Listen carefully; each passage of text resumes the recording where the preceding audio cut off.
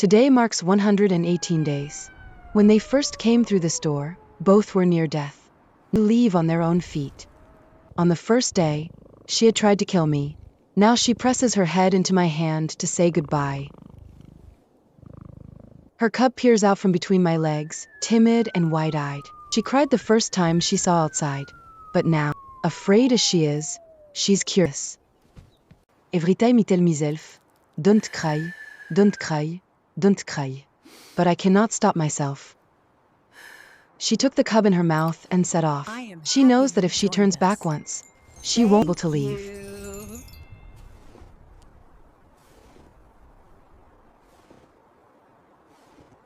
I wait for her to turn and run to me.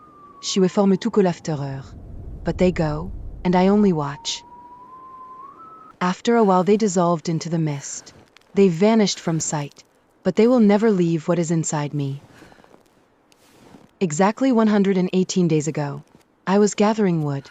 Here, winter doesn't end, it only pauses. A sound, from far away, but deeply familiar. This is a mother's sound. A mother who is protecting something. I dropped the wood in my hands. I lit the torch and walked toward the sound. I don't know why I did it. My legs know. When I saw her, my heart stopped. A white leopard, enormous. At the foot of the rocks, a mother hiding her cub. Blood was flowing from her shoulder, but she didn't move an inch. She had tucked the cub beneath her like a shield. When she saw me, she was ready to attack. Her only purpose was to protect that small cub. No merci, no rise. Only power. I shouted, louder than I had ever shouted in my life. I raised the torch. I gripped the axe. I tout forgofir.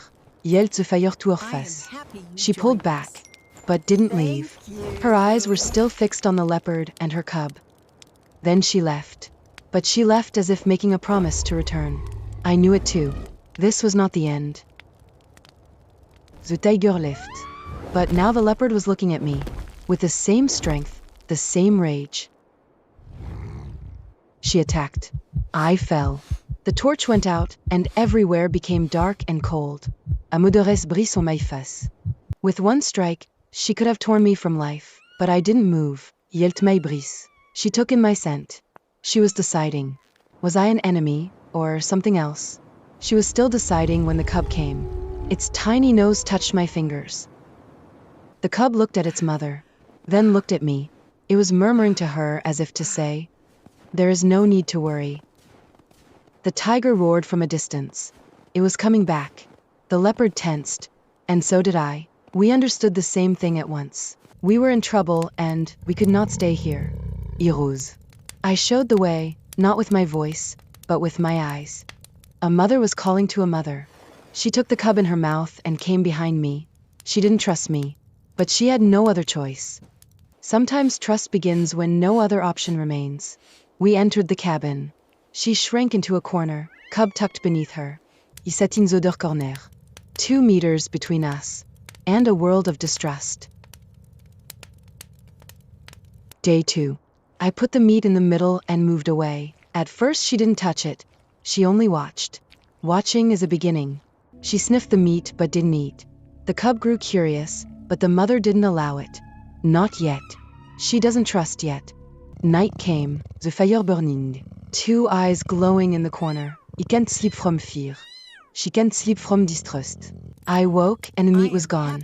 Only a damp mark remained. I smiled. She ate during the night without waking me. That too is respect. Day 3.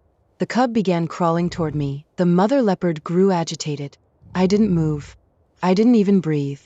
It climbed onto my lap, tiny claws gripping my fur. The mother growled, but didn't come. This cub was the bridge between us. It slept on top of my hands. These hands swung axes, split wood, skinned animals, but never held anything this gentle. Day 7. I approached her wound. Her muscles tensed. I understood she was angry, but she didn't flee. Perhaps she knew the choice was between treatment and infection. I began to prepare the ointment. My mother had taught me. Yarrow, pine resin, rendered fat. She learned from her mother. Disons de not forget. Y applied the ointment. First she trembled. Then she went slack. Her eyes closed. For juste un moment she trusted. Day 15. The cub chased a pine cone. It knoquait dans le meilleur toute fleur. The mother watched and smiled. I swear she smiled. Day 18. She lay down beside de me. For the first time, I was mending a boot. She was sleeping at my side. A normal evening. The cube slept between us. I scratched behind her ear. She pressed her head into my hand and purred. That sound was like a mother lulling a child to sleep, but this time she was the mother. The wound was closing a little more each day. The body nous outouéal. It only needs time and warmth. Day 22. Le cube on my lap, the mother at my feet. A tree of USB fire. I have never felt such peace. Day 25. A storm outside. We sat side by side at the window, her shoulder touching my arm. The cub played with my hair. A storm outside, but inside, spring.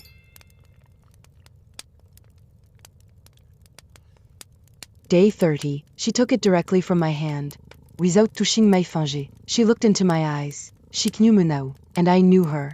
I cut 3 pieces of meat, one large, one small, one smaller still. The large one for her, the small for the cub, the smallest for me. 3 plates. My whole life I cooked for myself. Now there are 3 plates. When there are 3 plates, a meal takes on meaning. She feeds the cube first. Always the cube first. Moderne ou 10. Whether human or leopard. You feed your young one first. Then she begins eating the large piece. Her cube besideur. The 2 of them side by side, jaws moving in the same rhythm. It always goes this way. When they are full, I am full already. 3 empty plates and 3 full stomachs, alongside one fire. You need nothing more. Life is really that simple. Day 35. The cub has grown. Now it hunts a wooden spoon. The mother's wound has closed. New for growing in. Time is a miracle. Day 38. The hunter was returning in her. She suddenly flattened to the ground. The cub tried to copy her but fell. Then tried again. Day 40. I opened the door. She looked for a long time. But she hadn't decided to step out yet. The safety inside still outweighed. Day 45. She took her first step outside. 1 paw, then a second. She stopped and sniffed, then came back. But that step was everything. Day 48. The cub saw snow for the first time. It rolled, sank, got up, rolled again. We watched from the doorway, both of us smiling. The cub was growing every day. Its paws still too large for its body, but it no longer stumbled. The world was feeling small to it. Day 55. She returned from a hunt with a rabbit in her mouth. She set it at my feet and looked at me. A gift from a leopard. Day 58. We look out the window together. We don't speak. There is no need. Some things are better understood in silence. Day 62. She has grown very heavy but still climbs onto my lap. I never set her down. One day she will come up for the last time. And I will not be the one to choose that day. When night comes, the cub is pressed against my stomach. The mother across my feet. 3 body, 1 warmth.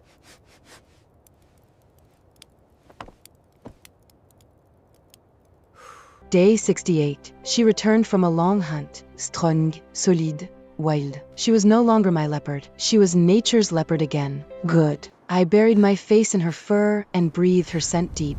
One day I will forget this scent, but not today. Today this fur is my home. Night of day 70. Enormous tracks outside. The tiger has returned and is circling. It has not forgotten. It never forgot.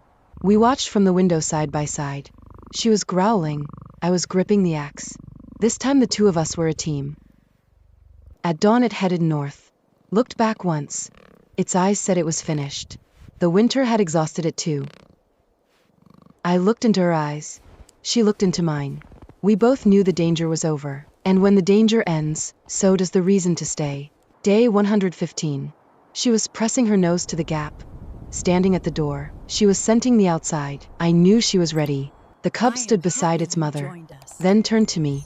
Then back to door. It understood. In its tiny heart 2 worlds were at war. One was the home it had now. The other was its true home.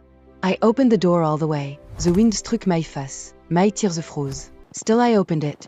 To love something is sometimes to let it go. She took 1 step, stopped, turned and looked at me. That look said everything: gratitude, farewell, and perhaps love. Yay melonegin. But this loneliness is not like the old one. This loneliness is full. 119 days in a lifetime. The same thing.